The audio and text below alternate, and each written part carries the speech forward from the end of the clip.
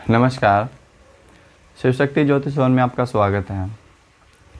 आज जैसे कि आपको पता है कि अभी जो अधिक मास चला हुआ है, अधिक मास का प्रारंभ जो है वो कब से है?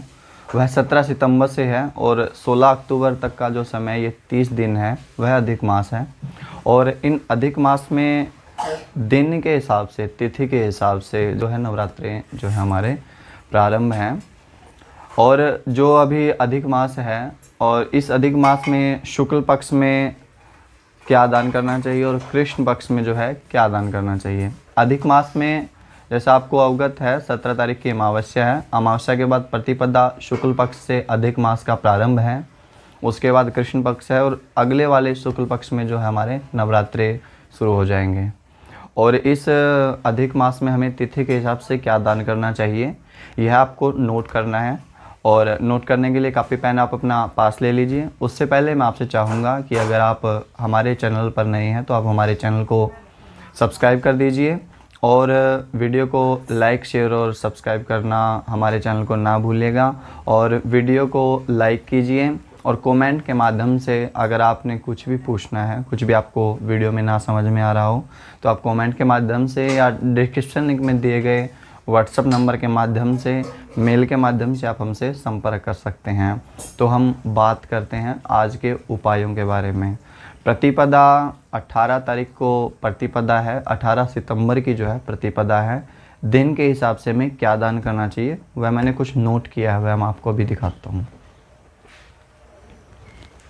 प्रतिपदा में सबसे पहले हमें पहले दिन क्या दान करना चाहिए। पहले दिन हमें जो है कोई घी का पात्र, कांसे के अंदर घी डाल के वह किसी को भी हमें दान करना चाहिए, या फिर आप उसको किसी मंदिर में दे के आ सकते हैं। मंदिर की भी व्यवस्था ना अगर होने पाए तो आप पीपल के वृक्ष के नीचे जो है घी का पात्र भर के उसके अंदर अपनी परछाई देख के प्रतिपदा तिथि को वह आप दे सकते हैं।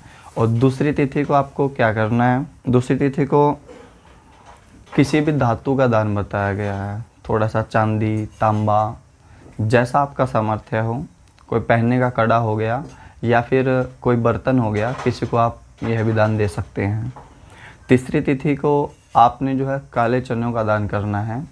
कच्चे चने ही होने चाहिए, बिना बनाए हुए। 1.25 किलो कच्चे चने ले लेने हैं। तृतीया तिथि को उस दान का विधान बताया गया है। किसी भी सामर्थ्यवान को या किसी गरीब को अथवा मंदिर में ब्राह्मण को आप यह दान दे सकते हैं।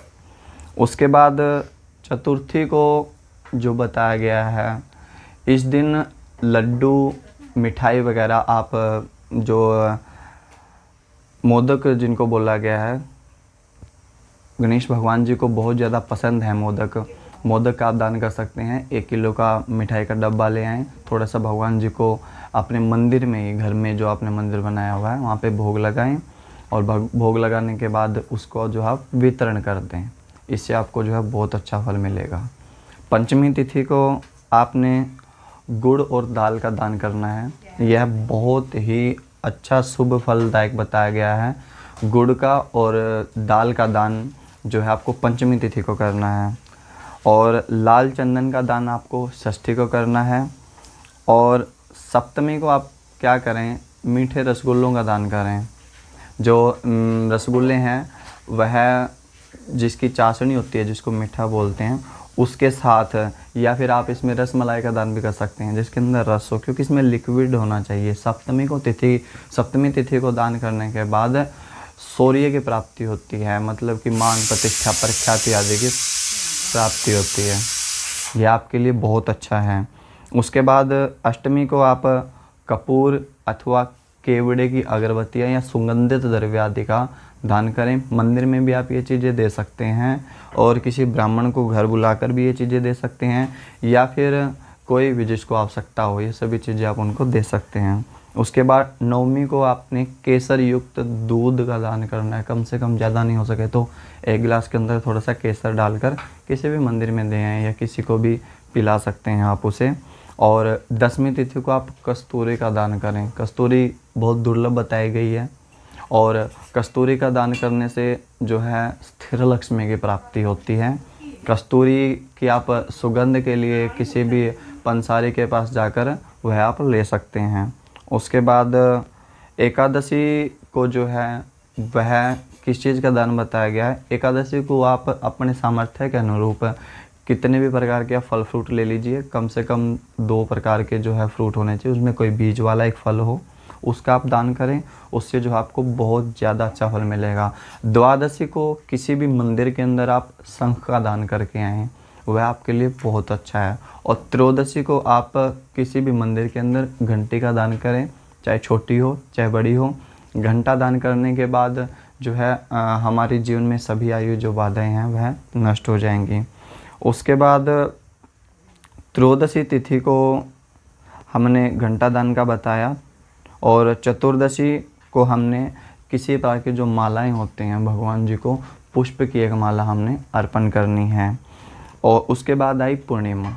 पूर्णिमा को जो विधान बताया गया है, काफ़ी सारी मेहनत करके मैंने ये जानकारी जो कलेक्ट की है इधर उधर से, तो ये मैंने नोट की थी। इसके अंदर आप पूर्णिमा तिथि को खिचड़ी वगैरह बनाकर, और मंदिर के बाहर जो भिखारी वगैरह बैठते हैं या जो भी बैठते हैं उनको आप वो खिलाकर आएँ, अपने घर पर बनाएं, उसके बाद मंदिर में जाएं, भोग लगाकर पूर्णिमा को जो है वितरण करें। इससे आपको जो बहुत अच्छा फल मिलेगा। उसके बाद अब आया कृष्ण पक्ष। कृष्ण पक्ष में प्रतिपदा को जो विधान बताया गया है, अधिक मास की मैं बात कर रहा हूँ, कृष्ण पक्ष की प्रतिपदा की मैं बात कर रहा हूँ। इसमें हमने क्या करना है, इसमें हमें जो है माल पूड़े सामर्थ्य के अनुसार 11 बने 21 बने वो बनाएं, और उसके बाद गरीबों को देकर आएँ। उससे जो है हमारे परिवार में जो आपसी तालमेल है वह बढ़ेगा, प्यार प्रेम बढ़ेगा, वह हमारे लिए बहुत अच्छा है।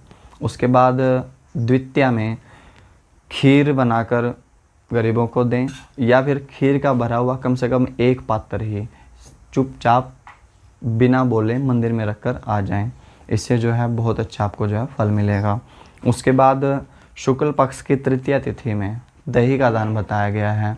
दही आप मंदिर में दे के आ सकते हैं, किसी के घर दे सकते हैं, किसी ब्राह्मण को दे सकते हैं।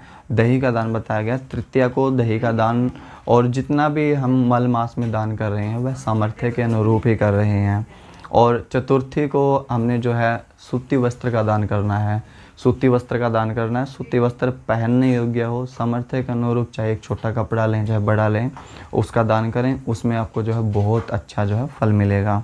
उसके बाद पंचमी को रेशमी वस्त्र का दान, और छठ जो षष्ठी तिथि है उसमें ऊनी वस्त्र का दान, और सप्तमी को घी का दान, ठीक है। और अष्टमी तिथि को तिल और गुड़ दोनों मिलाकर जो है मंदिर में भी आप दे सकते हैं, या फिर अपने आसपास में बच्चे वगैरह जो छोटे बच्चे हो उनको भी आप खिला सकते हैं तिल और गुड़, या फिर हम सामान्य भाषा में बोल सकते हैं तिलकुटा जिसको बोलते हैं। अष्टमी को उसका दान जो है बहुत अच्छा बताया गया है। नवमी को चावल का दान करें। चावल कम से कम 1.25 किलो चावल होना चाहिए, ज़्यादा आप अपने सामर्थ्य के अनुसार ले सकते हैं। नवमी को जो है इनका दान करें, इससे जो है बहुत अच्छा आपको फल मिलेगा। उसके बाद नवमी के बाद आता है दसवीं और एकादशी। दसवीं को गेहूं और एकादशी को दूध। जो अब की बार एकादशी आ रही है वह पुरुषोत्तम एकादशी के नाम से भी मानी जाती है, और इस एकादशी को आप दूध का दान करें। दूध ज़्यादा नहीं तो कम से कम 5 किलो 4 किलो जितना आपका सामर्थ्य हो, गुरुकुल में चले जाएं, जहाँ पर वेद जो ब्राह्मण हैं, वैदिक ब्राह्मण जो है वेद पाठ करते हों, उनको पिलाएं अपने हाथ से, और सामर्थ्य के अनुसार जो है दक्षिणा दें। इससे जो है बहुत अच्छा आपको वह फल मिलेगा। उसके बाद द्वादशी को खिचड़ी बताई गई है। इसमें पहले भी मैंने जो शुक्ल पक्ष के उपाय बताए थे उसमें भी खिचड़ी थी, लेकिन जो कृष्ण पक्ष में यह मीठी खिचड़ी आपने पीले कलर की बनानी है, और आप इसे सामर्थ्यवान को या फिर एक छोटा सा भंडारा टाइप जितना आपसे बने 10 किलो 11 किलो बनाकर डोने के अंदर वितरण करें। इससे रोग मुक्ति विशेष रूप से होगी। किसी प्रकार जो रोग हमारे घर में आया हुआ है वह दूर हो जाएगा। उसके बाद त्रयोदशी तिथि को शक्कर और शहद सामर्थ्य अनुसार मंदिर में रख कर आएँ। यह आपके लिए बहुत अच्छा उपाय है। उसके बाद चतुर्दशी जो है उसमें तांबे का कोई पात्र आप किसी सामर्थ्य जिसको ज़रूरत है उसको आप दे सकते हैं। तांबे का छोटा सा पात्र, कोई गडवी वगैरह या कोई लुटिया वगैरह, आप सिंपल लुटिया भी ले सकते हैं छोटी सी, वह किसी मंदिर में भी आप दे के आ सकते हैं। जो ये सभी दान हमने आपको बताए हैं ये प्रातःकाल में जो है बहुत अच्छा फल देंगे। सभी ने जो है सूर्योदय के बाद जो है 11 बजे से पहले पहले जो सारे के सारे दान करने हैं। उसके बाद अमावस्या तिथि आती है, इसमें चांदी का कुछ न कुछ आपने बनवा के कोई न कोई, जैसे आप चांदी का कुछ भी बना सकते हैं, चांदी की छाप होगी, चांदी की नथली होगी, चांदी की पायल होगी। इस दिन आप मंदिर में जो है अर्पण करें, क्योंकि यह अंतिम दिन है मलमास का। उसके बाद अगले दिन ही हमारे जो है नवरात्रे प्रारंभ हो रहे हैं। जो मैंने यह सामग्री बताई इसको आप पेन से नोट कर लीजिए और प्रतिदिन दिन के हिसाब से डे टू डे जो है इसका दान करें। और इस चीज़ अभी हमने जो आपको उपाय बताए वह दिनों के हिसाब से थे, लेकिन जो अधिक मास है इस अधिक मास में अब की बार रवि पुख्य योग भी है। रवि पुख्य योग जो है अपने आप में एक शुभ योग है। इस दिन आपको क्या करना है, कोई भी एक वृक्ष नर्सरी से आप पहले दिन लेके आएँ और रवि पुख्य योग में इसको अपने घर में लगाएं। कोई भी शुभ वृक्ष हो, कांटेदार वृक्ष का जो है निषेध बताया गया है। अगर आप रवि पुख्य योग में सफ़ेद आक का जो पौधा है अपने घर पर लगाते हैं तो उसके लिए मतलब उसके साथ ही जो है आपको एक स्थिर लक्ष्मी की प्राप्ति होती है। और ऐसा पुराणों में, वेदों में लिखा भी गया है कि एक निश्चित समय आने के बाद आक के पौधे की जड़ में स्वतः ही लक्ष्मी और गणेश जी जो है प्रकट हो जाते हैं। रवि पुख्य योग है, रविवार का दिन है और इसकी जो तारीख पड़ती है वह 11 बनती है। 11 तारीख को, 11 अक्टूबर को जो है यह योग है। 11 अक्टूबर को आपने जो है यह उपाय करना। 10 अक्टूबर को आप पौधा ले आएँ। 11 अक्टूबर को रवि पुख्य योग में जो है उस वृक्ष का जो है रोपण करें। और आज की वीडियो के लिए इतना ही। अगर आपको हमारे द्वारा दी गई जानकारी जो पसंद आई तो आप वीडियो को लाइक करें और चैनल पर अगर नए हैं चैनल को सब्सक्राइब करें। और साथ ही जितनी भी जानकारी हमने पीछे वीडियो में आपको बताई कुछ समझ में ना आया हो तो आप हमें व्हाट्सएप पर डिस्क्रिप्शन लिंक में जो नंबर दिया गया उसके साथ हमसे संपर्क करें। और साथ में ही जो भी मैंने आपको उपाय बताए हैं वह दिन के हिसाब से उपाय लिखे गए हैं, आप उन्हें नोट करें और सभी उपाय को करें। आशा करता हूँ मेरे द्वारा दी गई जानकारी आपको पसंद आई होगी। धन्यवाद। चैनल को लाइक और सब्सक्राइब करके बेल आइकन को प्रेस कर दीजिए और शेयर के बटन पर क्लिक करके वीडियो के लिंक को अपने व्हाट्सएप, फेसबुक पर शेयर कर दीजिए। आपको वीडियो कैसी लगी कमेंट के माध्यम से ज़रूर बताइए। नमस्कार, शिव शक्ति ज्योतिष भवन में आपका स्वागत है। आज हम विचार करेंगे कि आने वाली श्राद्ध पक्ष के अंदर किन राशियों को क्या प्रभाव प्राप्त होगा और किस राशि को श्राद्ध पक्ष में क्या विशेष उपाय करना चाहिए। आपकी जानकारी के लिए बता दूं कि अभी अधिक मास है। अधिक मास क्या होता है इसके ऊपर मैं पहले एक वीडियो बना चुका हूं और इसके डिस्क्रिप्शन लिंक में उस वीडियो का लिंक भी है। आप लिंक पर जाएं और वीडियो को देखें ताकि आपको पता लगे कि अधिक मास क्या है। अधिक मास में बहुत ज़्यादा फलदायक किस राशि के लिए क्या उपाय होने वाला है, आज की वीडियो हमारे लिए बहुत खास होने वाली है।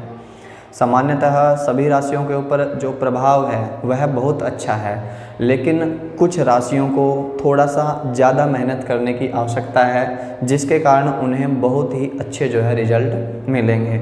सबसे पहले हम बात करते हैं मेष राशि द्वारा किए गए उपायों के बारे में कि मेष राशि वाले जातकों को क्या उपाय जो है श्राद्ध पक्ष के अंतर्गत करना है। श्राद्ध पक्ष का जो है विशेष तो आप श्राद्ध पक्ष में तो इस उपाय को करेंगे ही, लेकिन अगर साथ में संपूर्ण मास पूरे के पूरे महीने अगर आप इस उपाय को करें, जो अधिक मास का जो समय है 18 सितंबर से लेकर 16 अक्टूबर तक का, इसमें करेंगे तो आपको एक दैविक अलौकिक शक्ति जो है मतलब अपने आप में महसूस होगी सभी राशियों को। सबसे पहले बात करते हैं मेष राशि के बारे में। मेष राशि के जातक, पेन कॉपी के साथ आप नोट कर लीजिए।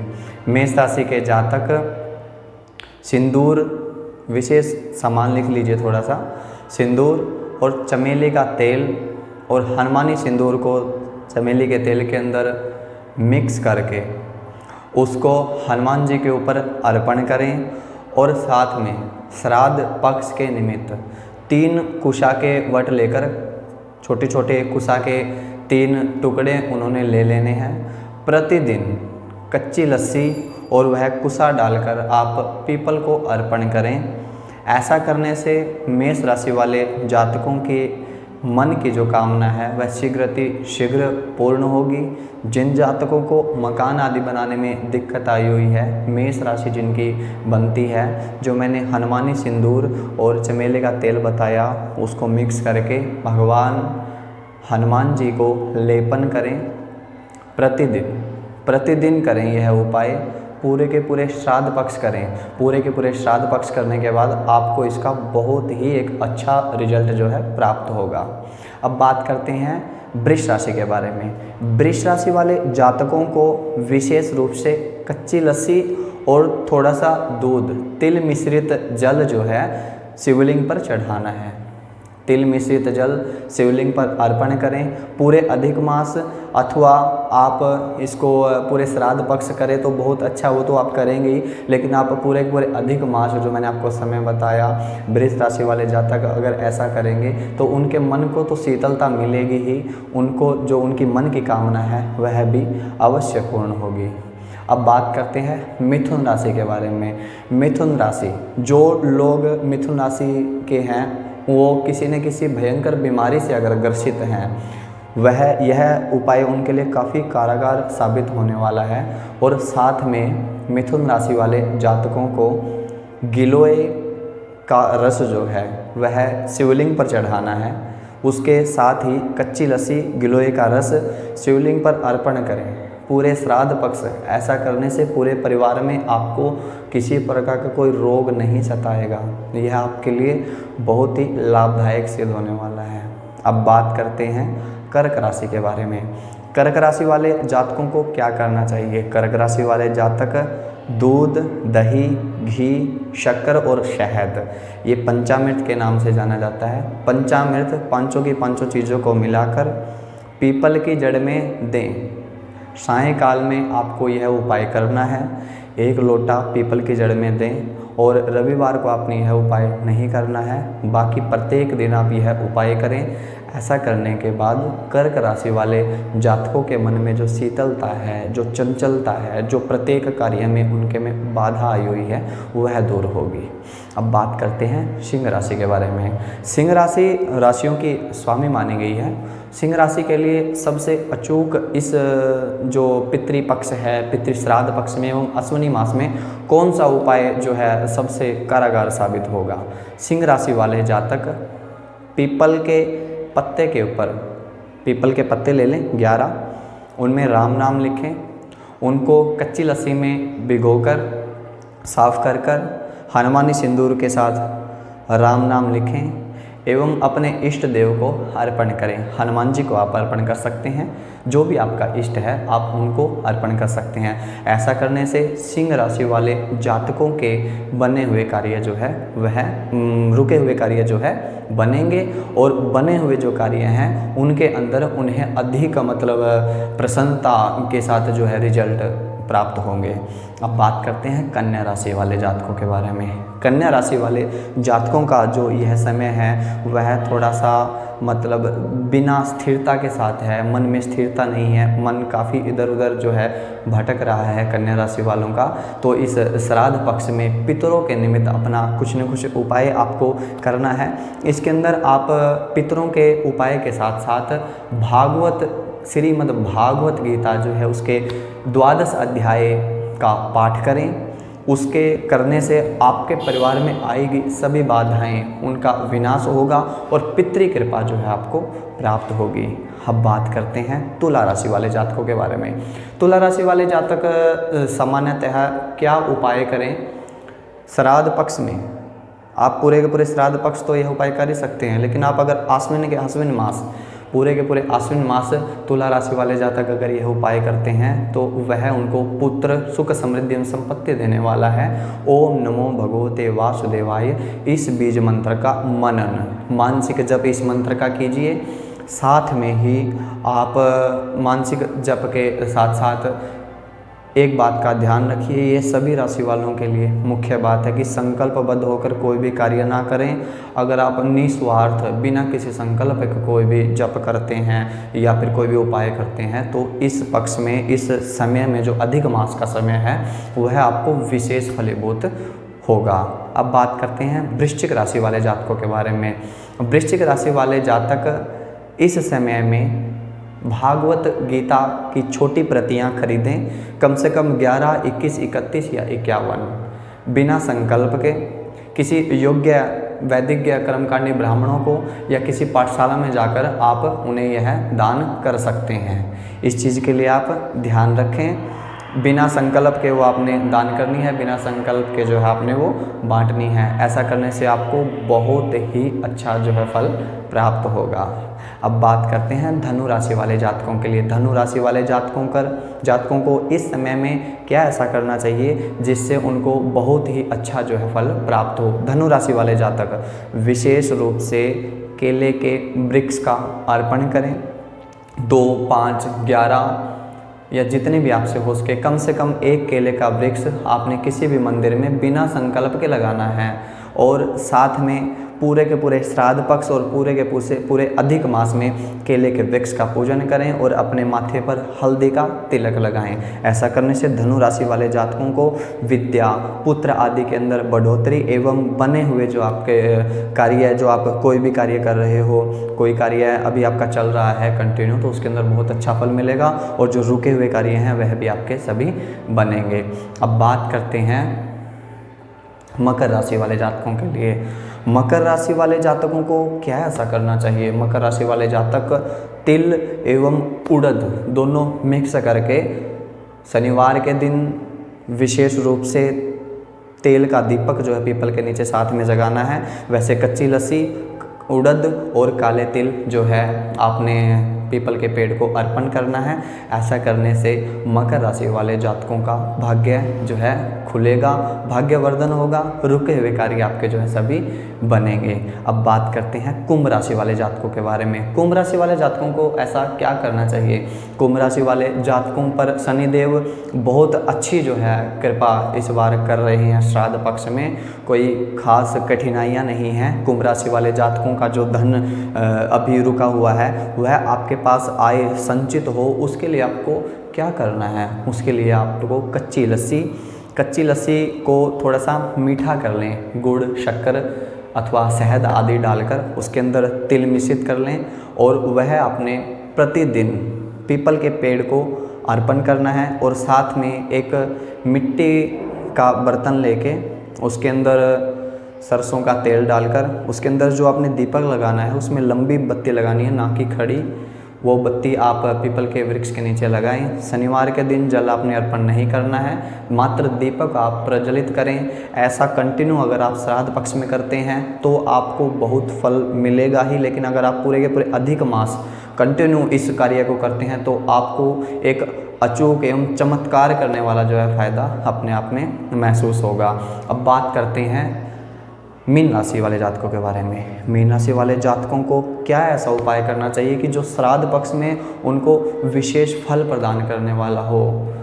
पीला वस्त्र लेना है आपने, 2.25 मीटर पीला वस्त्र, और उसके साथ में लेना है एक मोर पंख एवं पीला वस्त्र। पीले वस्त्र के अंदर मोर पंख को लपेट लें। वह श्राद्ध के प्रथम दिवस विष्णु भगवान जी के मंदिर में जाकर अर्पण करें और अपनी मन की इच्छा है वो भगवान जी के सामने जाहिर करें। और उसके साथ ही एक कच्ची लस्सी का बर्तन लेकर और उसमें थोड़ी सी हल्दी डालकर वह आपने शिव जी को चढ़ानी है। ये पूरा का पूरा कार्य आपने अपने पूरे श्राद्ध पक्ष अथवा पूरे अधिक मास करना है बिना किसी कामना के। और ऐसा करने के बाद आपकी जो मन की कामना है, मन इच्छित कामना जो है, अगर आप वो संकल्पबद्ध होकर करते हैं तो वो आपको प्राप्त नहीं होगी। वैसे आप कुछ भी अर्पण करो निस्वार्थ भाव से तो आपको उसका बढ़ चढ़कर जो है फल प्राप्त होगा। आपको आपने एक बात नोटिस की होगी कि पूरी की पूरी जितनी राशियां मैंने आपको बताई द्वादश की द्वादश, तो उनमें जो है लोटा जल पात्र जो बताया है, कच्ची लस्सी बताई है, कि मोस्टली सभी राशियों में ऐसा क्यों बताया? क्योंकि जो ये मास है, अधिक मास है, पितरों के निमित्त जो माना गया है। पहले वाली वीडियो में मैंने आपको बताया कि पुरुषोत्तम भगवान ने अपना स्वयं का नाम इसको दिया है कि यह पुरुषोत्तम मास है। तो इसके अंदर कच्ची लस्सी पितरी पक्ष का कार्य जो है विशेष माना जाता है। आप सभी यह उपाय कीजिए एवं हमारे भवन से जुड़े रहिए। अगर आप हमारे भवन पर नए हैं तो हमारे चैनल को सब्सक्राइब कर दीजिए और बेल आइकन को प्रेस जरूर कर दीजिएगा, ताकि भविष्य में आने वाली सभी वीडियो की नोटिफिकेशन आपके पास पहुंचती रहे। आज की वीडियो के लिए इतना ही, धन्यवाद।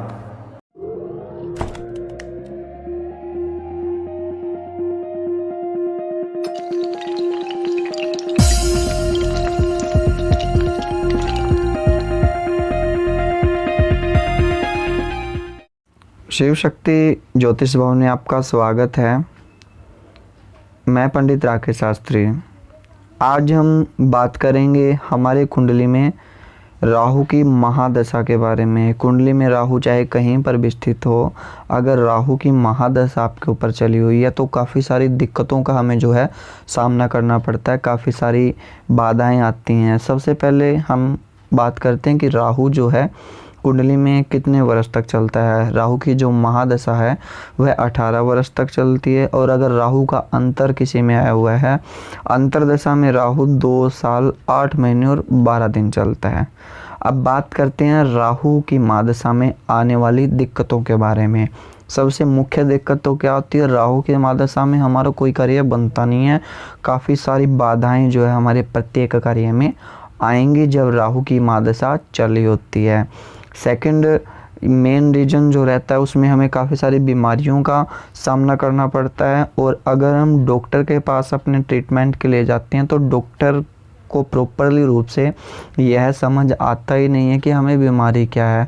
एक बीमारी से हम निकलते हैं, इतनी देर में हमारे शरीर में कोई ना कोई दूसरी बीमारी जो है या दूसरा प्रभाव, कुप्रभाव लगा लो, दूसरी दिक्कत हमारे शरीर में इतनी देर में हो जाती है जब तक हम पहले वाली बीमारी को कवर करते हैं। यह राहु की महादशा का जो है मुख्य प्रभाव हमारी कुंडली में आता है कि हमें यह समझ ही नहीं आता कि हमारे शरीर को हुआ क्या है। और राहु की महादशा में चिड़चिड़ापन रहता है।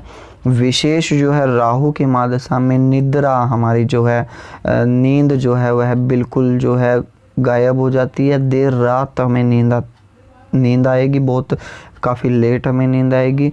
और सुबह राहु की महादशा वाला जातक सुबह प्रातः काल वाला जो समय होता है उसी में सोएगा, और जो मतलब दिमागी संतुलन है हमारा वह भी अच्छा नहीं रहेगा। चिड़चिड़ापन हमारा जो है हर किसी चीज़ में हो जाता है, और काम वासना जो है जातकों को काफ़ी अधिक रहती है राहु की महादशा में। और शिक्षा के क्षेत्र में भी कम रुझान रहता है, और प्रॉपर रूप से जो हम मेहनत करते हैं वह हम नहीं ग्रो कर पाते, वह हमें प्राप्त नहीं हो पाता अगर हमारे ऊपर राहु की महादशा जो है चली हुई है। और राहु मेन जो थोड़ा सा अभिमान भी हमारे अंदर राहु कर देता है, और गलत कामों के प्रति हमारा दिमाग जाएगा। जानबूझ के मान प्रतिष्ठा की हानि हमारी अपने हाथों के द्वारा हम कुछ ऐसा कार्य कर देंगे जिसकी वजह से हमारा मान प्रतिष्ठा प्रख्याति जो है उसके अंदर हमें दिक्कतें आएंगी। और अगर हम देखें तो मुख्य रूप से राहु की महादशा के अंदर उपाय हमें क्या क्या करने चाहिए। अब हम बात करते हैं उपायों के बारे में। उपायों से पहले मैं आपको बताता हूँ कि राहु की उत्पत्ति कैसे हुई थी। समुद्र मंथन के समय में जब समुद्र मंथन किया जा रहा था तब देवता एक साइड थे और दैत्य एक साइड थे। समुद्र मंथन में अमृत कलश निकला था। अमृत कलश में देवता और दैत्य को बांटने के लिए भगवान विष्णु मोहिनी का स्वरूप लेकर आए, और मोहिनी के स्वरूप में जब वो राक्षसों को जल पिला रहे थे, अमृत अर्थात पिला रहे थे, तो वो अमृत नहीं था, वो सामान्य जल था। और जब वो देवताओं को पिला रहे थे तब वो कलश को जो बदल देते थे, देवताओं को अमृत पिला रहे थे, और राक्षसों को सामान्य जल पिलाया जा रहा था। जब भगवान विष्णु मोहिनी के स्वरूप में ऐसा कर रहे थे तो एक राक्षस था, वो बड़ा मायावी था। उसने अपनी माया से देख लिया कि भगवान विष्णु जो हैं आए हुए हैं मोहिनी का स्वरूप बनकर और देवताओं को अमृत पिला रहे हैं और हम सब राक्षसों को सामान्य जल पिला रहे हैं।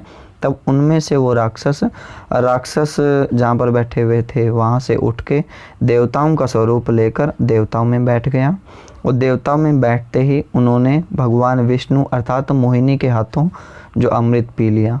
अमृत पीते हुए चंद्रमा और सूर्य ने उनको देखा और उन्होंने उसी समय भगवान विष्णु को कहा कि ये दैत्य आया हुआ है जो देवताओं में राक्षसों का स्वरूप लेकर बैठा है और इसने अमृत पी लिया। इतनी देर में भगवान विष्णु ने अपने सुदर्शन चक्र से उसका शीश उतार दिया था, क्योंकि उसने अमृत पी लिया था। अमृत पीने की वजह से वह उस समय अमर हो गया। सुदर्शन चक्र को वरदान है कि एक बार जिस पे चला जाए उसके टुकड़े कर ही देता है। तो सुदर्शन चक्र ने उनको 2 भागों में बांट दिया। राक्षस को सिर जो था वो राहु बना, धड़ जो है केतु बना। और उस समय पे चंद्रमा और सूर्य भगवान ने उनकी जो है शिकायत लगाई थी, इसीलिए राहु ने चंद्रमा को ग्रसित किया और केतु ने चंद्रमा को ग्रसित किया और राहु ने जो सूर्य को ग्रसित किया कि जब राहु सूर्य के पास आता है तो सूर्य ग्रहण बन जाता है और चंद्रमा के पास जब केतु आता है तब चंद्र ग्रहण बन जाता है। इस प्रकार से राहु और केतु की उत्पत्ति हुई और भगवान विष्णु ने उन्हें वरदान दिया कि हम देवताओं में आपको रख नहीं सकते, आपको 9 ग्रहों में स्थान जो है 7 ग्रह थे, 2 ग्रह बने राहु और केतु। उसके बाद इन्हें छाया ग्रह भी बोला जाता है और छाया ग्रह राहु और केतु को बोला जाता है और राहु को और केतु को ग्रहों में स्थान उसके बाद से दिया गया था। इस प्रकार से उत्पत्ति हुई थी राहु और केतु की। और इसमें उपाय हमें क्या क्या करने चाहिए। राहु की जो महादशा है, राहु छाया ग्रह है, दैत्य है, इसीलिए जब राहु की हमारे ऊपर महादशा आती है तो हमें काफ़ी सारी दिक्कतों का जो है सामना करना पड़ता है, वो मैंने आपको पहले बता दी हैं। अब बात करते हैं हम इसके उपाय के बारे में। इसके उपाय में सबसे अच्छी जो है कुंडली में अगर किसी प्रकार की स्थिति राहु की चाहे हो, महादशा अगर हमारी राहु की चल रही है तो पीड़ित व्यक्ति को शंकर भगवान की सच्चे मन से आराधना करनी चाहिए, क्योंकि राहु ग्रह जो है भगवान शंकर का परम भक्त है। और दूसरा उपाय अगर हम करें तो सोमवार का व्रत हमें करना चाहिए, क्योंकि शिव की आराधना सोमवार को की जाती है और सोमवार का व्रत अगर आप रखेंगे तो शंकर भगवान प्रसन्न होंगे और शंकर भगवान अगर प्रसन्न हुए तो राहु आपका जो है अवश्य शांत होगा। और विशेष जो है शिव की पूजा आपको करनी है और दूध से बने हुए पदार्थ, मेवा, मिठाई, खीर आदि आप अर्पण जो है कर सकते हैं। राहु की महादशा में सूर्य तथा चंद्रमा का और मंगल का अंतर जो जब आता है वह काफ़ी कष्टकारी होता है। इस समय में प्रतिदिन हमें शंकर भगवान पर बिल्वपत्र एवं दुग्धाभिषेक करना चाहिए, बिल्वपत्र अर्पण करने चाहिए। राहु से पीड़ित जातक को नियमित रूप से शिव पुराण का जो है पाठ करना चाहिए। अगर आप राहु से पीड़ित हैं, राहु की महादशा मैंने आपको बताया कि 18 साल तक चलती है। राहु की महादशा 18 वर्ष तक चलती है। 18 वर्ष में प्रति वर्ष राहु का जो बीज मंत्र है भ्रांग भ्रीं भ्रूंश राहुवे नमः, इसका जप जो है 18,000 जो है इसका बीज मंत्र का जप होता है, इसका जप करवाएं और विधिवत रूप से दुर्वा के साथ इसका हवन करें। माँ दुर्गा की आराधना, माँ दुर्गा के सतचंडी के पाठ अथवा माँ दुर्गा का हवन हम इसमें करवा सकते हैं।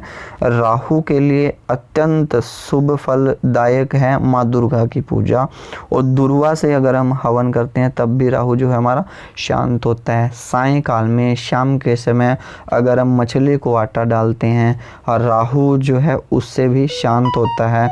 अगर हम कीड़ा, जो किडनाल जिसको बोलते हैं, किडनाल को आटा डालते हैं, या किडनाल के समीप एक गोला लेकर उसके अंदर मीठा डालकर अगर हम उसको किडनाल के समीप या पीपल के वृक्ष के नीचे अपने हाथ से रोपण करते हैं, अगर आपकी राहु की महादशा चली हुई है तो उससे भी जो है काफ़ी सारा अच्छा प्रभाव मिलता है। अगर आप चाहते हैं कि आपकी कुंडली में स्थित राहु की विस्तृत जानकारी आपको प्राप्त हो तो आप वीडियो के नीचे दिए गए मोबाइल नंबर से हमसे संपर्क कर सकते हैं और अपॉइंटमेंट लेके अपनी कुंडली की विस्तृत जानकारी आप प्राप्त कर सकते हैं, ताकि कुंडली में स्थित राहु की स्थिति के अनुसार आप उपाय कर सकें। इसके लिए वैदिक ब्राह्मणों, विद्वान ज्योतिषियों की विशेष व्यवस्था आपके लिए भवन में की गई है। अगर आपको वीडियो अच्छी लगी तो वीडियो को लाइक करें और कमेंट के माध्यम से मुझे अवश्य बताएं कि आपको वीडियो कैसी लगी। और अगर आप हमारे चैनल पर नए हैं तो कृपया करके आप चैनल को सब्सक्राइब कर दीजिए, ताकि भविष्य में ज्योतिष, धर्म, पूजा पाठ से रिलेटेड जितनी भी वीडियो आती हैं वो आपके पास पहुंचती रहें। आज की वीडियो के लिए सिर्फ इतना ही। धन्यवाद। नमस्कार, शिव शक्ति ज्योतिष भवन में आपका स्वागत है। आज हम बात करेंगे रुद्राक्ष के बारे में। रुद्राक्ष, सबसे पहले आपको ये पता होना चाहिए कि रुद्राक्ष शब्द का अर्थ क्या है। रुद्राक्ष शब्द का अर्थ जो है वो रुद्राक्ष शब्द के अंदर ही छुपा हुआ है। अगर रुद्राक्ष शब्द का हम संधि विच्छेद करते हैं तो रुद्र प्लस अक्ष, ये बना रुद्राक्ष। रुद्र है महादेव शिव और अक्ष का मतलब होता है आंसू, अश्रु जिसको बोलते हैं।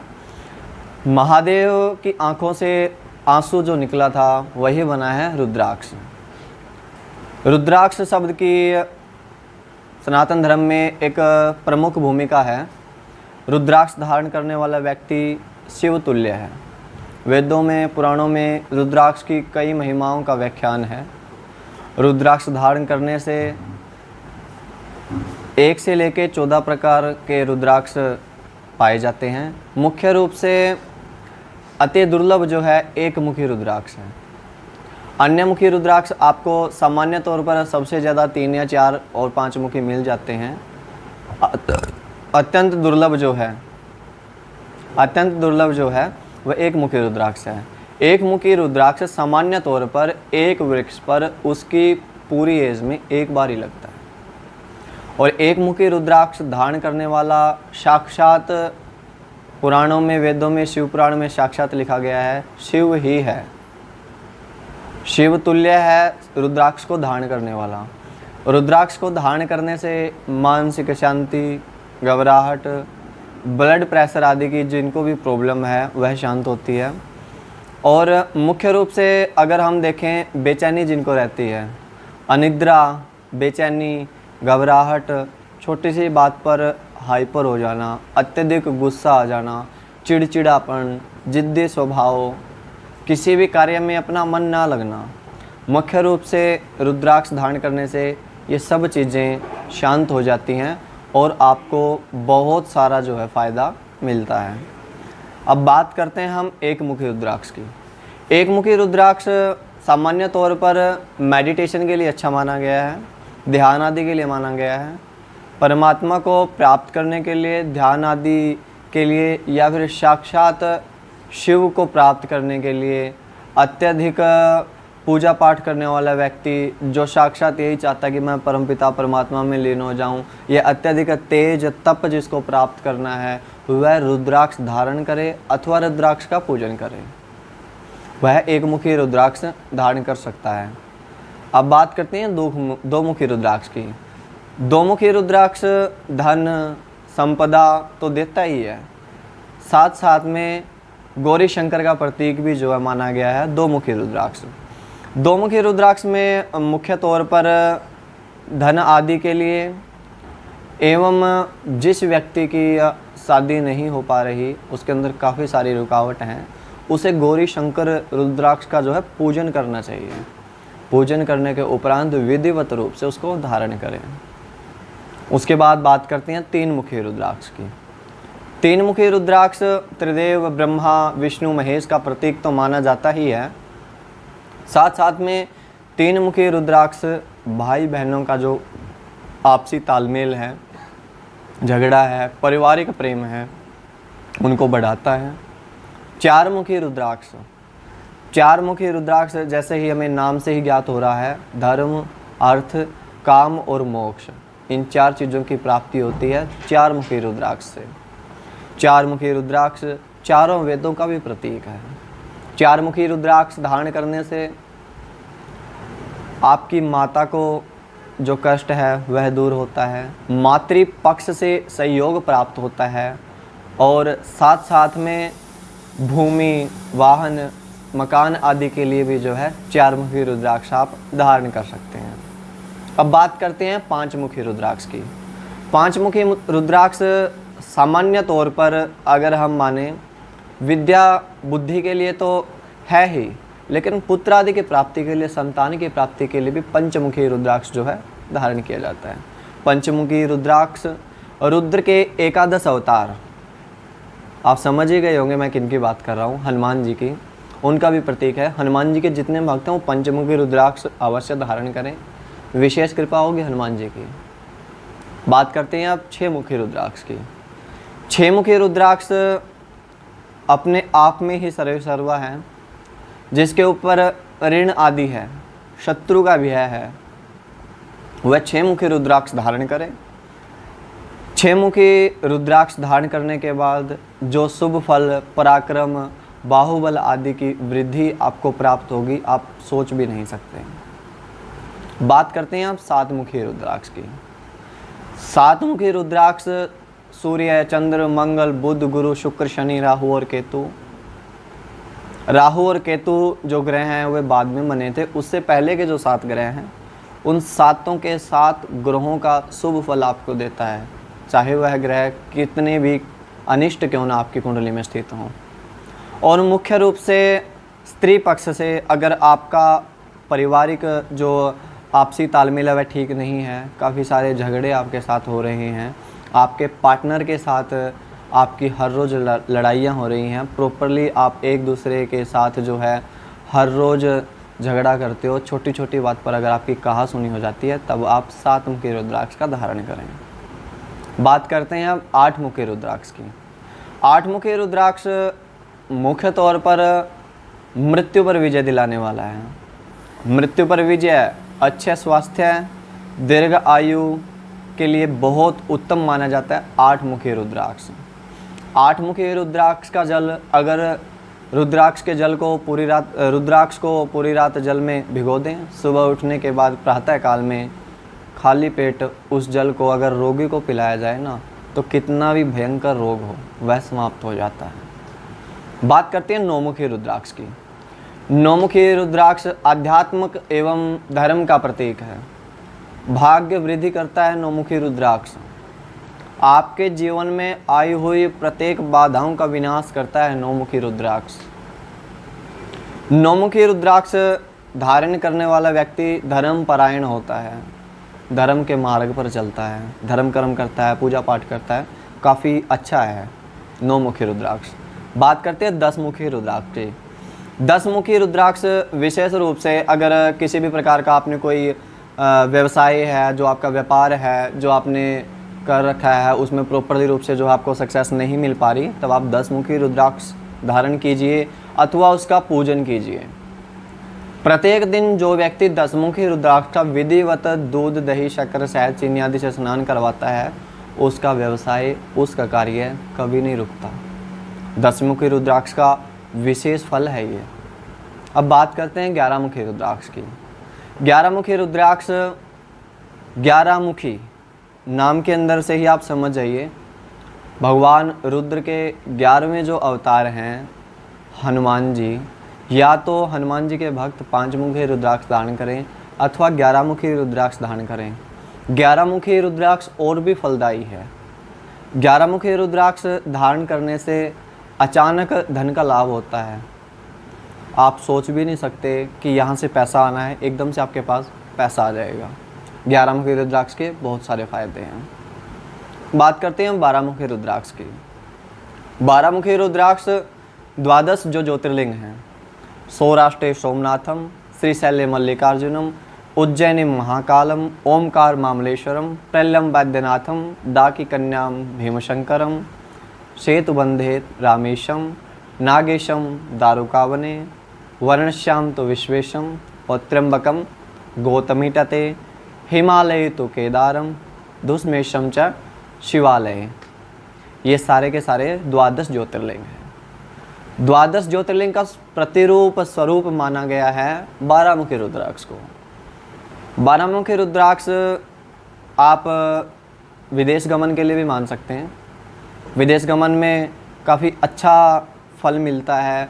जो व्यक्ति विदेश में अपना कार्य जमाना चाहता है, किसी प्रकार का जो अपना काम है वह विदेश में सेटल होना चाहता है, या फिर PR, आजकल हर लोगों का एक सपना है कि मैं विदेश में जाकर PR हो जाऊं, तो उसे 12 मुखी रुद्राक्ष का पूजन करना चाहिए, 12 मुखी रुद्राक्ष का धारण करना चाहिए। 12 मुखी रुद्राक्ष अत्यंत दुर्लभ है। विधिवत रूप से पूजा करवाने के बाद ही रुद्राक्ष को धारण करें। बात करते हैं 13 मुखी रुद्राक्ष की। 13 मुखी रुद्राक्ष सभी रुद्राक्षों में एक विचित्र फल देने वाला है। विचित्र 13 मुखी रुद्राक्ष जो है धर्म, अर्थ, काम, मोक्ष तो देता ही है। आध्यात्मिक, आदिदेविक और आदि भौतिक 3 प्रकार के जो ताप होते हैं, उनसे भी आध्यात्मिक, आदि भौतिक, त्रिविध तापोपशमनार्थम, तीनों तापों का शमन करने के लिए भी 13 मुखी रुद्राक्ष का धारण किया जाता है। और मुख्य रूप से 13 मुखी रुद्राक्ष सामान्य तौर पर तो मिलता नहीं है, दुर्लभ है, परंतु मिल जाता है। 13 मुखी रुद्राक्ष धारण करने से पूर्व जन्म में कृत पाप उनका विनाश होता है। और जैसे ही आपने 13 मुखी रुद्राक्ष लिया, उसके बाद का जो आपका कर्म है वह अपने आप ही इस प्रकार परिवर्तित होता है। अपने जीवन में आया हुआ एकदम से बदलाव आप देखेंगे कि जैसे ही आपने 13 मुखी रुद्राक्ष धारण किया, उसका पूजन किया, विधि के अनुसार उसको धारण किया, उसके बाद जो आपका कर्म होगा, जो आपका कार्य होगा, जो आपका शरीर होगा, उन सारी चीज़ों के अंदर आप एक विचित्र प्रकार का बदलाव जो है महसूस करेंगे। बात करते हैं 14 मुखी रुद्राक्ष की। 14 मुखी रुद्राक्ष सामान्यतः 14 मुखी रुद्राक्ष मुख्य रूप से तो शरीर के जितने भी हमारे अंग हैं, विशेष रूप से कितने भी रोग हैं जो शरीर में, कोई विशेष रोग है जो आपको काफ़ी कष्ट दे रहा है, 14 मुखी रुद्राक्ष को धारण ना करें, बल्कि उसका पूजन करके विधिवत रूप से उसका पूजन कीजिए। उसके स्नान का जो जल है, अर्थात रुद्राक्ष के अभिषेक का जल बना चरणामृत, प्रातः और सायंकाल में उसको पिएं। 14 मुखी रुद्राक्ष का ये सबसे विचित्र फ़ायदा है। वैसे तो मैंने 8 मुखी रुद्राक्ष के बारे में भी यही बताया था कि रोग के लिए वह अच्छा है, लेकिन मुख्य रूप से अगर 14 मुखी रुद्राक्ष जो है अत्यंत दुर्लभ एवं महामारी विनाश के लिए, किसी प्रकार की कोई महामारी है जिसका इलाज डॉक्टर तक नहीं ढूंढ पा रहे हों, उसका इलाज रुद्राक्ष के पास है। 14 मुखी रुद्राक्ष धारण कीजिए अपने मन को शांत करने के लिए। 14 प्रकार के यह रुद्राक्ष हुए। किसी भी प्रकार का जो रुद्राक्ष है, अगर आप चाहते हैं कि हम रुद्राक्ष धारण करें, उसके लिए हमें कुछ सावधानियों की ज़रूरत होती है। सावधानियां हमें यह रखनी होती हैं, जैसे कि 1 मुखी से लेकर 14 मुखी तक मैंने आपको रुद्राक्ष तो बता दिए, परंतु रुद्राक्ष धारण करने की विधि क्या है। सबसे पहले उसे अभिमंत्रित करना आवश्यक है। जब तक चाहे वो रुद्राक्ष हो, चाहे वो धागा हो, चाहे वो कोई भी स्टोन हो, जब तक वह अभिमंत्रित नहीं होगा, वह किसी प्रकार का आपको फल नहीं देगा, वह निष्फल है। विधिवत रूप से वैदिज्ञ एवं ज्ञान युक्त ब्राह्मण के द्वारा उसका अभिषेक करवाएं। अभिषेक करवाने के बाद आपके नाम और आपके गोत्र के हिसाब से उसको अभिमंत्रित करवाएं। वह अभिमंत्रित होने के बाद उसको धारण करने की विधि, समय और तरीका उनसे पूछें। उसके बाद उस रुद्राक्ष को आप धारण करें। अगर आप चाहते हैं कि हम भी रुद्राक्ष धारण करें, वह कहाँ मिलेगा, तो आप हमारे भवन से, हमारे संस्थान से संपर्क कर सकते हैं। डिस्क्रिप्शन लिंक में दिए गए मोबाइल नंबर से व्हाट्सएप के माध्यम से हमसे संपर्क कर सकते हैं। होम डिलीवरी आपके एड्रेस पर आपके नाम गोत्र के हिसाब से अभिमंत्रित करके विधिवत रूप से जो प्रॉपर उसकी विधि होती है वह हो जाएगी। अब फिर देखना आप उसका आपको फल कितना प्राप्त होता है।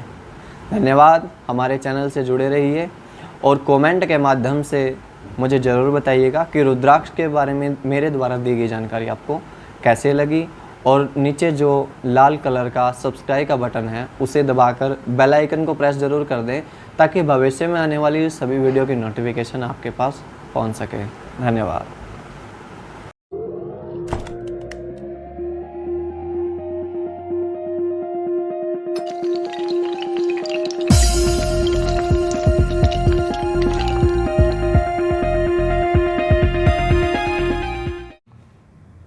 नमस्कार, शिव शक्ति ज्योतिष भवन में आपका स्वागत है। आज का हमारा विषय है वास्तु दोष के ऊपर। काफ़ी सारी दिक्कतें होती हैं हर किसी के घर में, क्योंकि आजकल क्या है, ज़मीन हमारे पास, जो एरिया हमारे पास वो कम है और वास्तु के अनुसार हर किसी का सामर्थ्य नहीं होता कि वो अपना मकान तैयार कर ले। 100 गज़ 200 गज़ का छोटा सा मकान लेता है, बनाता है। अगर उसमें भी वही है सोचे कि वास्तु के अनुसार क्या मैं इसे बना पाऊँगा। और आजकल तो गाँव में पहले खुली जगह मिल जाती थी, आजकल तो गाँव में भी जगह की जो काफ़ी सारी शॉर्टेज हो गई है, जिसके कारण वास्तु के आधार पर जो मकान है वो नहीं बन पाता। तो आज मैं आपको बताऊंगा कि वास्तु के अनुसार, वास्तु के अनुरूप हमें क्या क्या अपने मकान बन जाए, चाहे जिस कोने में जो भी हो। मुख्य मैंने पहले वाली वीडियो में बताया था आपको, इसका ऊपर जो सिंबल आया हुआ है सजेस्टेड जो वीडियो है वो वास्तु की है। उसमें बताया था कि वास्तु में 2 चीज़ें सबसे मुख्य होती हैं। एक तो जो हमारा लैट्रिन बाथरूम है, शौचालय जिसको बोलते हैं, वह ईशान और अग्निकोण में नहीं होना चाहिए। और विशेष पूरी जानकारी के लिए जो आप डिस्क्रिप्शन लिंक के अंदर उस वीडियो को जाके देख भी सकते हैं, मैंने उसके अंदर प्रॉपरली मतलब जो है समझाया हुआ है कि हमारा जो शौचालय है और हमारा जो मंदिर है वो किस दिशा में होना चाहिए। फिर भी किसी कारणवश हमारे घर में कुछ भी, हमने खिड़की, दरवाज़ा या फिर बहुत सारी चीज़ें घर में होती हैं, जैसे कि आप देख पा रहे हैं मैं रसोई में हूँ इस वक्त। रसोई में भी काफ़ी सारी चीज़ें होती हैं, किस डायरेक्शन में हमें खाना बनाना है, किस डायरेक्शन में हमें फ्रिज रखना है, क्या कुछ होता है। तो हर कोई अपने मकान के हिसाब से सारी की सारी चीज़ों को जो है एडजस्ट नहीं कर पाता, क्योंकि आजकल जो मकान है वो छोटे हैं। तो उसके लिए उपाय मैं आपको बताऊंगा। चीज़ें हैं नॉर्मली अगर हम उसका हमारे रूटीन में, डेली वेज में घर में ध्यान रखें, या घर में उन चीज़ों को आप रखें, घर में हमें क्या क्या ऐसा करना चाहिए जो सारे के सारे वास्तु दोषों को जो है दूर कर देता है। ऐसे टिप्स हैं और ये टिप्स मैंने इकट्ठे किए हैं। इकट्ठे होने के बाद अभी हमारी जो वीडियो का प्रोसेस चला हुआ है वो 2 या 3 दिन में एक वीडियो आती है और चैनल से भी मुझे बहुत अच्छा जो है इम्प्रेशन मिल रहा है। और आपसे भी मैं यही चाहूँगा कि अगर मतलब आपने मेरी जो वीडियो है वो पहली बार देखी है तो आप मेरे चैनल को सब्सक्राइब कर दीजिए और जो शेयर का बटन है उस पर क्लिक करके वीडियो का लिंक भी अपने आसपास के ग्रुप वगैरह में, फेसबुक, व्हाट्सएप, जहाँ भी आप कनेक्ट हो किसी भी प्रकार से, वहाँ पे शेयर कर दीजिए और हर किसी को सब्सक्राइब करने के लिए बोलिए, ताकि ज्योतिष, धर्म, पूजा पाठ से रिलेटेड वीडियो जो बना रहे हैं हम, उनकी नोटिफिकेशन आपके पास जो है समय से पहुँचती रहे। तो बात करते हैं हम आज के वास्तु टिप्स के बारे में। वास्तु टिप्स,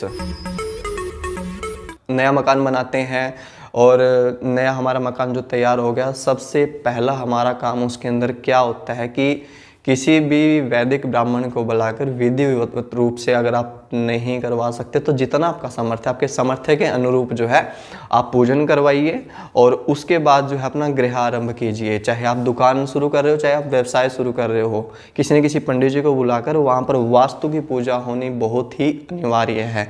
ये था हमारा पहला उपाय। दूसरा हमारा जो उपाय है, हमारा जो मेन एंट्रेंस है, जो दीवार मतलब जहाँ से हमारी एंट्री होती है, उसके राइट साइड में और लेफ़्ट साइड में दोनों में शुभ लाभ आप लिखें और साथ में जो है स्वस्ति का जो है चिन्ह हमारे जो प्रवेश द्वार पर होना चाहिए। सबसे बड़ी जो नेगेटिविटी है वह दूर हो जाती है।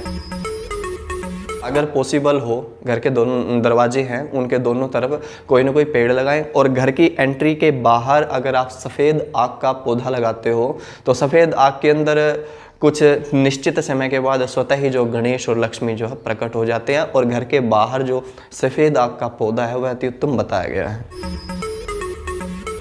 चौथा उपाय, उसके बाद गेट पे एंट्रेंस में अगर आप के पास उपलब्ध हो सके तो आप काले घोड़े की नाल जो है अपने गेट के ऊपर लगाएं। इससे वास्तु दोष तो ज़रूर दूर हो जाएगा, साथ में आपके घर में किसी प्रकार की कोई नज़र लगी हुई है वह भी इससे नहीं लगेगी अगर आप काले घोड़े की नाल जो है अपने घर की मेन एंट्रेंस पे लगा देते हैं।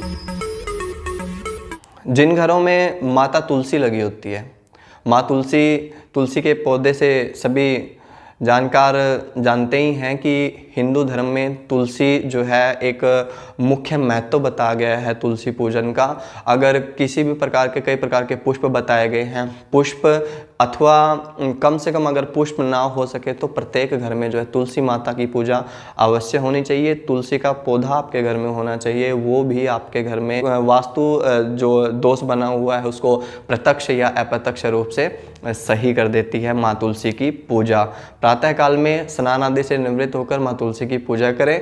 और तुलसी के ऊपर विस्तृत रूप से वीडियो बना रहा हूँ मैं, वो काफ़ी लंबा कंटेंट है, उसको तैयार करने में थोड़ा समय लगेगा। नवरात्रों के आसपास जो है यह वीडियो भी आ जाएगी, जो तुलसी की विशेष पूजा जो वेदों में पुराणों में वर्णित है कि किस हिसाब से तुलसी की पूजा करनी चाहिए और हमें क्या करना चाहिए, यह भी मैं आने वाली वीडियो में आपको बता दूंगा। उसका कंटेंट थोड़ा सा लंबा था, वो वीडियो जो है अभी तैयार हो रही है, बहुत जल्दी आप लोगों के बीच में होगी।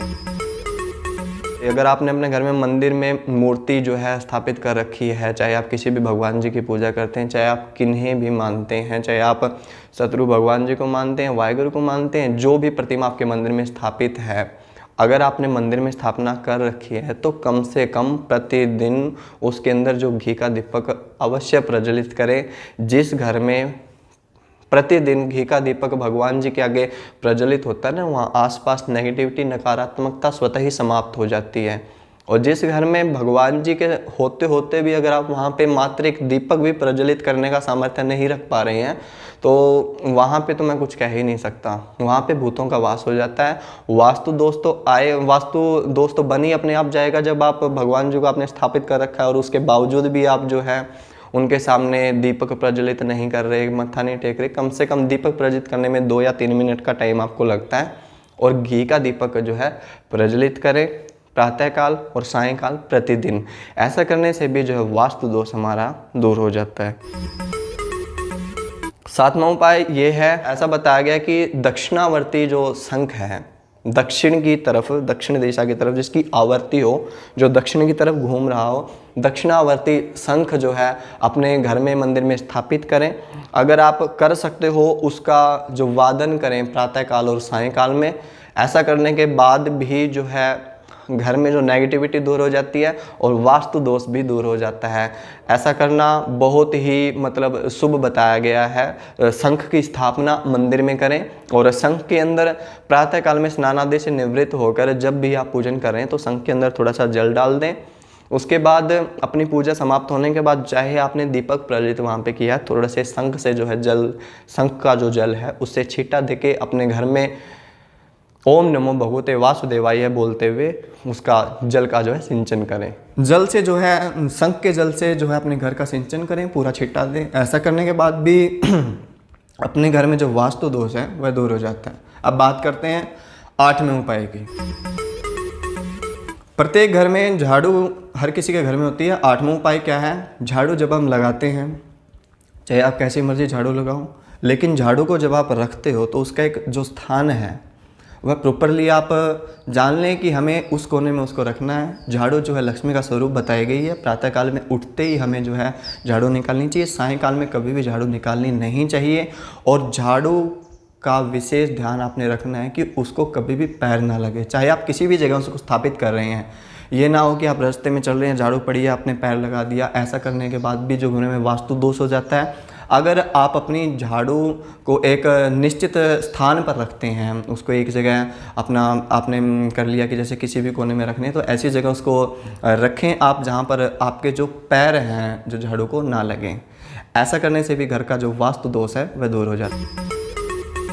अब बात करते हैं 9वें उपाय के बारे में। 9वां उपाय जो है ईशान कोण के बारे में है। ईशान कोण, जैसा कि मैंने आपको बताया था, वास्तु घर में मंदिर कहाँ बनाएं, मैंने आपको वीडियो डाली हुई है, सजेस्टेड वीडियो का लिंक आपको ऊपर दिख भी रहा है और डिस्क्रिप्शन लिंक में भी उस वीडियो का लिंक मैंने डाला हुआ है। ईशान कोण जो हमारा बनता है, अर्थात पूर्व और उत्तर का जो बीच का कोना है, वहाँ पर कभी भी घर में कचरा ना डालें। ऐसा करने के बाद घर में जो है दरिद्रता का निवास होता है। ईशान कोण देवस्थान बोला गया है, जहाँ पर हम देवी देवताओं की पूजा करते हैं। ईशान कोण में कभी भी जो है कचरा इकट्ठा ना होने दें। उत्तर दिशा जो हमारी होती है, पूर्व के बीच में ईशान के साइड में जो उत्तर है, वहाँ पे हमें स्टोर रूम नहीं बनाना चाहिए। अगर स्टोर रूम किसी कारणवश बन भी गया है तो आपका जो स्टोर रूम है उसकी सफाई आप कंटिन्यू करें, वहाँ पर कचरा ना होने दें, अन्यथा आपको बड़ा नुकसान, बिजनेस में नुकसान या फिर मतलब किसी भी जगह अगर आप इन्वेस्ट कर रहे हैं तो प्रॉपर रूप से आपको वो ग्रोथ कभी नहीं मिलेगी। अगर आपके उत्तर दिशा के अंदर आपके घर में जो आपने स्टोर रूम बनाया हुआ है उसके अंदर काफ़ी सारा जो है कचरा इकट्ठा हो रखा है। 11वां उपाय जो है घर का जो मुख्य द्वार है, वैसे तो कोशिश करें कि दक्षिण दिशा में घर आप ना लें, फिर भी किसी कारणवश अगर आपके घर का जो मुख्य द्वार है वो दक्षिण दिशा की तरफ है तो आपको क्या करना चाहिए। दक्षिण दिशा की तरफ आपके घर का मुख्य द्वार है तो आप अपने घर में एंट्री करने के बाद, घर में जैसे आपने एंट्री करके गणेश भगवान जी की जो प्रतिमा आपने अपनी दीवार पे लगानी है। गणपति भगवान जी की जो पीठ है, मतलब गणपति भगवान जी के पीछे जो दरिद्रता का निवास है, गणपति भगवान जी की जो पीठ है वो आपके घर के बाहर की तरफ होनी चाहिए। गणपति भगवान जी का जो मुख है आपके घर के अंदर की तरफ होना चाहिए। अंदर वाली दीवार पर एंट्री करके गणपति भगवान जी की मूर्ति जो है आप स्थापित करें। ऐसा करने के बाद भी जो दक्षिणावर्ती आपने मकान बनाया है उसके वास्तु दोष जो है समाप्त तो होगा नहीं, लेकिन आपको फ़ायदा बहुत अच्छा मिलेगा। और ये जो आपको उपाय बताए जा रहे हैं, इनके अंदर कुछ चीज़ें हैं जैसे शंख हो गया, घोड़े की नाल होगी, इनकी अगर आपको आवश्यकता है तो आप उनसे संपर्क कीजिए। आपके स्थान पर जो चीज़ें हैं अभिमंत्रित करके आपके नाम गोत्र के हिसाब से आपके पास समय से जो है पहुंचा दी जाएंगी। और अगर आपको कोई उपाय समझ नहीं आ रहा है तो आप लिंक के माध्यम से या फिर मोबाइल नंबर जैसा कि स्क्रीन में स्वैप हो रहा है, यहाँ से भी आप हमसे संपर्क कर सकते हैं। जैसा कि आप डिस्प्ले पर देख पा रहे हैं, यह है वास्तु दोष निवारण यंत्र। वास्तु दोष निवारण यंत्र सामान्यतः आपको आपके आसपास कहीं ना कहीं मिल ही जाएगा, लेकिन अगर आप सीधा उसको खरीद कर अपने घर में स्थापित कर देते हैं या फिर उसकी पूजा करते हैं, वह इतना फल नहीं देगा जितना आपको वह फल अभिमंत्रित करके आपके हिसाब से जो आपका गोत्र है, जो आपका नाम है और विधि से आपके घर में जो स्थापित करवाया जाए और बताया जाए। और इसके लिए भी आप हमसे संपर्क कर सकते हैं। वास्तु निवारण यंत्र अपने घर में, अगर आपके घर में कोई डायरेक्शन गलत है या कोई वॉशरूम गलत है या फिर रसोई आपने जो है गलत बना रखी है, तो उसके लिए भी आप जो वास्तु दोष का जो निवारण यंत्र है उसकी स्थापना अपने घर में करें और बहुत अच्छा, यकीन मानिए बहुत ही अद्भुत चमत्कार जैसा फ़ायदा होता है। काफ़ी सारे हमसे मतलब जो ये ऑर्डर किए थे और उसके बाद उनके घर में जैसे डायरेक्शन गलत थी, वॉशरूम भी गलत था और उन्हें समझ भी नहीं आ रहा था कि वो क्या करें। वास्तु दोष निवारण यंत्र का एक मुख्य जो है इसके अंदर रोल बताया गया है वास्तु दोष के अंदर। अगर अपने घर में वास्तु दोष है तो आप भी अगर चाहते हैं आपके पास वास्तु निवारण यंत्र पहुंचे, जैसे कि आप स्क्रीन पर देख पा रहे हैं ये वास्तु निवारण यंत्र है, तो आप हमें ऑर्डर कर सकते हैं। जो हमारी तिजोरी है या फिर जहाँ पर आप पैसे वगैरह रखते हैं उसकी स्थापना चाहे आप किसी भी दिशा में करें, लेकिन जो उसका मुख हमेशा कोशिश करें कि वो पूर्व दिशा की ओर खुले। हमारी तिजोरी जहाँ पर आप पैसे वगैरह रखते हैं उसका मुँह है जो पूर्व की तरफ खुले, मतलब कि सूर्य भगवान की तरफ उनका जो है मुख खुलना चाहिए। हमारी जो तिजोरी है अगर आपने घर में किसी भी दिशा में रख रखी है, यह भी एक वास्तु के टिप्स जो हैं, वास्तु निवारण के जो टिप्स हैं उनके अंतर्गत आता है। अगर आपके घर में जो डाइनिंग टेबल हुई है, कोशिश करें वो 2 दिशा में मतलब दो प्रकार की टेबलें मिलती हैं, मोस्टली दो प्रकार की आती हैं। एक तो बिल्कुल जो है गोल होती है और एक बिल्कुल चौकोर होती है। तो गोल या चौकोर ही आप लें, अन्यथा अगर आप किसी और शेप में ले रहे हैं, जैसे किसी का कोई कोना निकला हुआ है या फिर अलग डिज़ाइन में स्टोन आकार किया जाती हैं, त्रिभुज आकार किया जाती हैं, ऐसी कभी नहीं लेनी चाहिए। आप गोल लें या फिर अपना चौकोर ही लें उसकी, क्योंकि ऐसा करने से भी घर में वास्तु दोष आ जाता है। अगर आप त्रिभुज आकार की अपनी डाइनिंग टेबल लेने लग रहे हैं तो उसके अंदर भी जो वास्तु दोष आ जाता है और उसके कारण जो है उसके ऊपर खाया गया भोजन आपको सिर्फ रोग ही देगा, इसके अलावा आपको कुछ नहीं देगा। इसलिए अपने घर में जो आपने डाइनिंग टेबल रखी हुई है, भोजन के लिए जो आपने टेबल रखी हुई है, या फिर किसी गेस्ट वगैरह के लिए नॉर्मल अपना जो हम टेबल रखते हैं, वो टेबल भी हमारी जो है त्रिभुज आकार की नहीं होनी चाहिए, किसी और टाइप की होनी चाहिए, कोने वगैरह उसके नहीं निकले होने चाहिए। जो हमारे पूर्वज हैं जिनकी मृत्यु हो रखी है, उनकी जो तस्वीरें हैं कभी भी हमें पूजा स्थल पर नहीं रखनी चाहिए। और पूजन स्थल पर आप अपने सिर्फ गुरु की तस्वीर रख सकते हैं अथवा देवी देवताओं की तस्वीर जो है बताई गई है। दो एक जितने भी पूर्वज हैं उनकी मृत्यु हो रखी है तो उनकी मूर्ति जो है, फोटो जो है मतलब मोस्टली घरों में मिल जाती है, तो दक्षिण दिशा में लगाएं। और कभी भी मंदिर में और पूर्व दिशा की तरफ भूल कर भी वो जो अपने पूर्वजों की तस्वीर है वो ना लगाएं। यह भी एक वास्तु टिप्स के अंतर्गत आता है। ऐसा करने से भी वास्तु दोष हो जाता है अगर आप गलत डायरेक्शन में लगाएंगे। अगर आप सही डायरेक्शन में लगाएंगे तो और तो घर का चाहे कोई भी वास्तु खराब हो तो इससे भी हमें जो है बहुत ज़्यादा फायदा मिलता है। जो घर में हमारा मुखिया हेड है, जो मेन करता रहता है, उनका जो शयन कक्ष है, सोने का जो बिस्तर है, वह दक्षिण पश्चिम दिशा की तरफ होना चाहिए अगर पॉसिबल हो तो। अगर वह भी पॉसिबल नहीं है तो आप अपने सोने की दिशा बदलिए। जो आपकी सोने की दिशा है आप उनकी डायरेक्शन टोटली चेंज करवा सकते हैं। तो आप दक्षिण पश्चिम में उनका शयन कक्ष रखिए, अगर नहीं कर सकते तो उनकी सोने की जो है दिशा बदलिए। यह भी एक वास्तु टिप्स के अंतर्गत आता है और ऐसा करने से भी वास्तु दोष दूर हो जाता है अगर आप उनकी डायरेक्शन बदल देते हैं अथवा दक्षिण पश्चिम में ही उनका जो शयन कक्ष बना देते हैं। हर किसी के घर में शीशा होता है, उसकी जो डायरेक्शन है वह कभी भी दक्षिण में नहीं होनी चाहिए, उसकी डायरेक्शन भी हमेशा ईस्ट में होनी चाहिए, पूर्वाभिमुख होना चाहिए, जो हमारा पूर्व दिशा में ही होना चाहिए।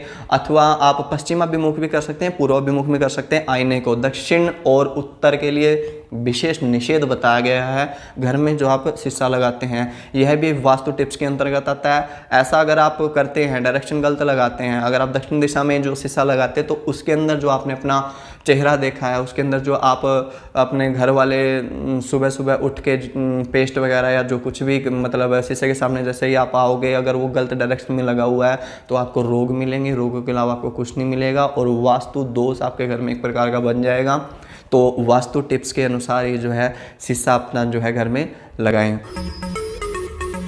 घर में मोर पंख हमारा जो अवश्य होना चाहिए। मोर पंख की जो दिशा है वह डायरेक्शन की कोई दिक्कत ही नहीं है, आप अपने बेडरूम में मोर पंख को लगा सकते हैं। और कोशिश कीजिए कम से कम आपके घर के मंदिर में एक मोर पंख अवश्य होना चाहिए। मोर पंख घर में स्थापित करने के बाद आपसी तालमेल जो है, बाउंडिंग जो होती है फैमिली की, कि मतलब एक जगह बैठ के बोलचाल करनी, एक दूसरे से बातचीत करनी, जो आपसी मिलाव है, आपका मनमुटाव है वो दूर हो जाएगा और मिलन जो है फैमिली में वह मतलब बहुत अच्छा होगा अगर आप अपने घर में मोर पंख रखते हैं। तो मोर पंख के साथ साथ प्रत्येक घर में गंगा जल भी अवश्य होना चाहिए। ऐसा करने के बाद भी चाहे आपके घर में खिड़की दरवाजे अथवा आपका मकान जो है वास्तु के अनुसार ना बना हो तो भी आपको जो है वास्तु दोष से राहत मिलेगी, काफ़ी सारा फ़ायदा मिलेगा। और मैं भी ये चाहूँगा कि जो मैंने आपसे टिप्स बताए वास्तु दोष के, उनमें अगर आपको कुछ समझ में ना आया हो तो मुझे कमेंट के माध्यम से या कॉन्टैक्ट के माध्यम से अवश्य बताएं। और अगर इन टिप्स में से आप कुछ भी चाहते हैं कि आपके पास पहुँचे, जैसे कि यंत्र हो गया या फिर घोड़े की नाल हो गई, मोर पंख तक हो गया, और विशेष जो सबसे मुख्य है मैं आपको रिमाइंड करा देता हूँ, वास्तु दोष निवारण यंत्र, जैसा कि आप स्क्रीन पर देख पा रहे हैं, उसके लिए भी आप हमसे संपर्क कर सकते हैं। और मैं भी यही चाहूँगा, आपको अगर वीडियो अच्छी लगी तो वीडियो को लाइक और वीडियो को शेयर ज़रूर कीजिएगा। धन्यवाद।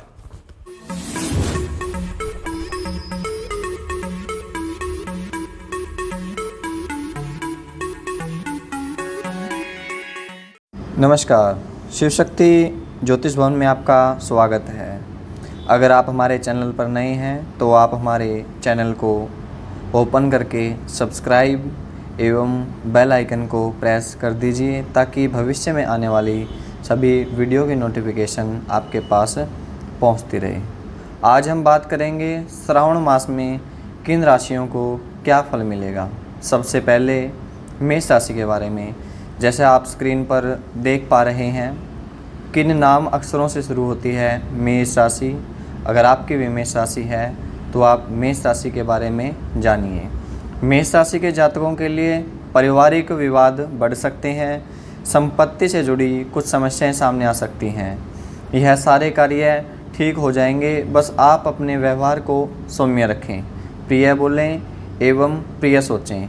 उनके लिए सबसे अच्छा उपाय यह है कि वह श्रावण मास में ओम नमः शिवाय की माला करें। ओम नमः शिवाय की माला करने के साथ साथ जल में लाल चंदन मिलाकर अभिषेक करें, उससे आपको बहुत अच्छे ही फल की प्राप्ति होगी।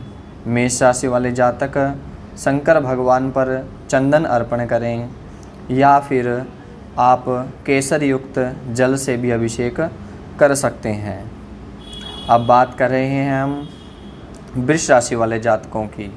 वृष राशि के लिए यह माह बहुत अच्छा रहेगा। पराक्रम में वृद्धि होगी, भाग्य में उन्नति मिलेगी। पूरे महीने भगवान शंकर की कृपा रहेगी। भगवान शंकर की कृपा तो रहेगी ही, साथ में वृष राशि वाले जातकों के लिए सबसे उचित उपाय 5 माला प्रतिदिन शंकर भगवान के सामने बैठकर शिवलिंग के समीप बैठकर 5 मालाओं का जाप करें। वृष राशि वाले जातक एवं विशेष तौर पर दही से अभिषेक करना वृष राशि वाले जातकों के लिए श्रावण मास में अति फलदायी है। जाते जाते श्रावण मास मिथुन राशि के लिए क्या फल देगा। मिथुन राशि के व्यक्तियों के लिए श्रावण मास सामान्य रहेगा। आर्थिक प्राप्ति के लिए इस माह अधिक परिश्रम करना पड़ेगा। इसके उपाय यह हैं कि श्रावण के प्रत्येक सोमवार को भगवान शंकर का रुद्राभिषेक करें एवं पंचमुखी दीपक को जगाकर शिव मंदिर में रख कर आएँ। इससे आपके कार्य में आई हुई बाधाएं, आर्थिक परेशानियां दूर हो जाएंगी।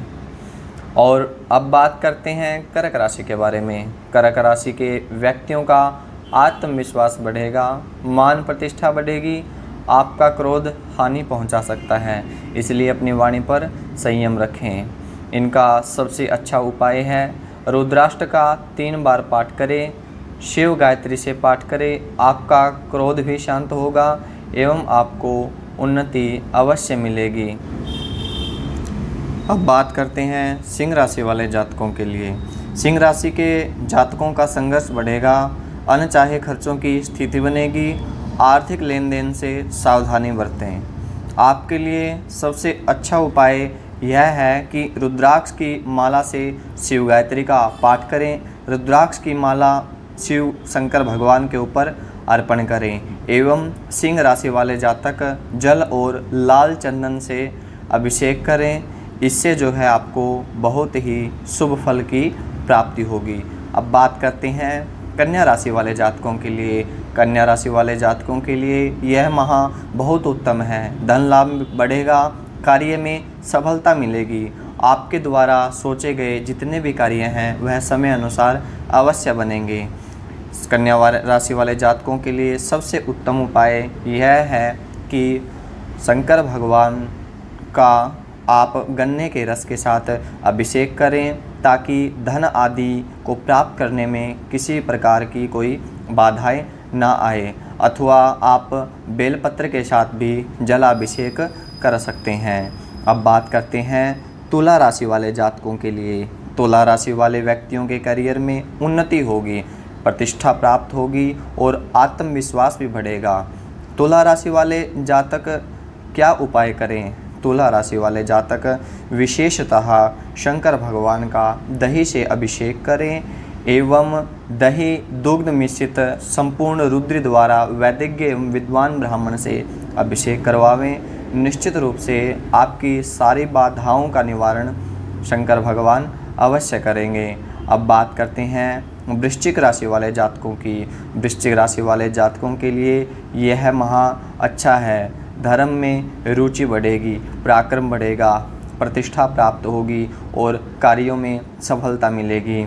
और वृश्चिक राशि वाले जातकों के लिए पूरे महीने अगर वो श्रावण के अंत समय में महामृत्युंजय मंत्र की माला करें अथवा किसी भी विद्वान ब्राह्मण से करवावें। वृश्चिक राशि वाले जातकों के लिए अभिषेक किस चीज़ का सबसे उत्तम बताया गया है श्रावण मास के अंतर्गत। श्रावण मास में वृश्चिक राशि वाले जातक केसर युक्त जल के साथ आप गुलाब जल मिलाकर जलाभिषेक करें। इससे आपकी कठिनाइयाँ एवं जीवन में आ रही बाधाओं एवं पराक्रम मान प्रतिष्ठा के लिए बहुत अच्छा रहेगा। अब बात करते हैं धनु राशि वाले जातकों की। धनु राशि वाले व्यक्तियों का संघर्ष बढ़ेगा। स्वास्थ्य के प्रति सचेत रहें, वाहन सावधानी से चलाएं, अन्यथा आपको परेशानियों का सामना करना पड़ सकता है। धनु राशि वाले जातक जल में हल्दी मिलाकर अभिषेक करें। पीले कलर के जल से अभिषेक करने से धनु राशि वाले जातकों के जीवन में आई हुई जो बाधाएं हैं वह शीघ्र ही समाप्त होंगी। अब बात करते हैं मकर राशि वाले जातकों के लिए। मकर राशि वाले जातक का यह महीना मध्यम फल देने वाला है। वैवाहिक जीवन में कुछ उतार चढ़ाव जो है आपके आ सकते हैं। अपने साथी से आपसी मनमुटाव जो है आपका हो सकता है। इसलिए किसी विद्वान एवं वैदिज्ञ ब्राह्मण से शिव गायत्री का यथाशक्ति पाठ करवाकर भगवान शंकर के साथ पार्वती जी का पूजन अवश्य करवावें। इससे जो वैवाहिक परेशानियां हैं आपकी अवश्य दूर हो जाएंगी। मकर राशि वाले जातक किस चीज़ का अभिषेक करें? मकर राशि वाले जातक काले तिल मिलाकर जलाभिषेक करें, आपके लिए अति उत्तम है। अब बात करते हैं कुंभ राशि वाले जातकों के लिए। कुंभ राशि के व्यक्तियों को विरोधियों पर विजय प्राप्त होगी। प्रतिस्पर्धा में आप आगे रहेंगे, आपके कार्य पूर्ण होंगे। परिवार को लेकर आपसी तालमेल में समस्याओं का सामना आपको करना पड़ सकता है। कुंभ राशि वाले जातक आवश्यकता से अधिक परिश्रम करेंगे एवं मानसिक परेशानी, अनिद्रा वगैरह कुंभ राशि वाले जातकों को हो सकती है। विशेष रूप से कुंभ राशि वाले जातक जल में काले तिल मिलाकर अभिषेक करें और साथ ही उसमें कुछ सुगंधित द्रव्य अवश्य मिला लें। इससे आपको आपके कष्टों से निवृत्ति अवश्य मिलेगी। अब बात करते हैं मीन राशि वाले जातकों के लिए। मीन राशि के लिए यह माह कुछ खास नहीं है। संतान पक्ष से जुड़ी समस्याएं मीन राशि वाले जातकों को रहेंगी, लेकिन समाधान हो जाएगा। मीन राशि वाले जातक अपनी वाणी पर नियंत्रण रखें, अन्यथा परिवार में आपसी तालमेल में स्थिति आपकी जो है बिगड़ सकती है। मीन राशि वाले जातक भगवान शिव का पूजन करें। भोले शंकर सभी के लिए अच्छा फल दें आप सभी को। और विशेषतः मीन राशि वाले जातक गेंदे के फूल मिलाकर या पीले कलर के फूल, आप केतकी का पुष्प भी ले सकते हैं, किसी भी प्रकार का पीले कलर का पुष्प लेकर भगवान शंकर पर अर्पण करें एवं उसके साथ अभिषेक करें। यह करने से मीन राशि वाले जातकों को विशेष फल जो है प्राप्त होगा। अब बात कर रहे हैं भगवान शंकर श्रावण मास में, यानी जो भोलेनाथ का महीना है, शिव भक्त कावड़ के रूप में गंगा जल लाते हैं और भगवान शंकर का जो है जलाभिषेक करते हैं। ज्योतिषीय आधार पर सावन का महीना हर राशि के लिए वैसे तो फलदायी है। जिन राशियों में किसी भी प्रकार की जो परेशानियां थी वो आपको उपाय के साथ बता दी गई हैं। श्रावण मास की ग्रह स्थिति को देखें तो श्रावण मास के आरंभ में शनि मंगल वृश्चिक में एवं गुरु राहु सिंह में, केतु कुंभ में और सूर्य शुक्र बुध कर्क राशि में गोचर कर रहे हैं। इस ग्रह स्थिति के अनुसार श्रावण मास में 12 राशियों के हाल तो मुख्य रूप से वृष, कन्या, तुला, कुंभ राशि के लिए श्रावण का महीना शुभ फलकारी है। मिथुन, कर्क, वृश्चिक, मकर और मीन के लिए मध्यम है तथा मेष, सिंह और धनु के लिए यह संघर्षशील है। आज की वीडियो के लिए सिर्फ इतना ही। श्रावण मास में बताए गए उपाय आप अवश्य करें। कमेंट के माध्यम से अपनी कुंडली की विस्तृत जानकारी एवं अपनी राशि की विस्तृत जानकारी के लिए आप हमारे भवन से संपर्क कर सकते हैं। आज की वीडियो के लिए सिर्फ इतना ही। अगर आप हमारे भवन पर नए हैं तब आप हमारे चैनल को कृपया करके सब्सक्राइब कर दीजिए, बेल आइकन को भी प्रेस कर दीजिए ताकि भविष्य में आने वाली सभी वीडियो की नोटिफिकेशन आपके पास पहुंचती रहे। धन्यवाद।